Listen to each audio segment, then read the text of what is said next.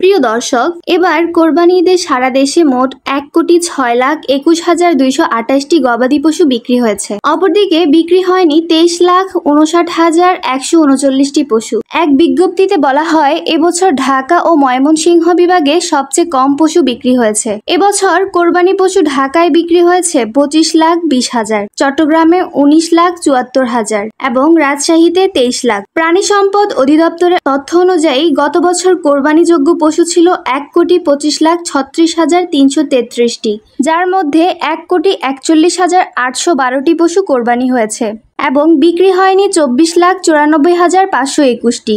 আর ২০২২ সালে সারা দেশে কোরবানি হয়েছিল ৯৯,৫০,৭৬৩টি পশু।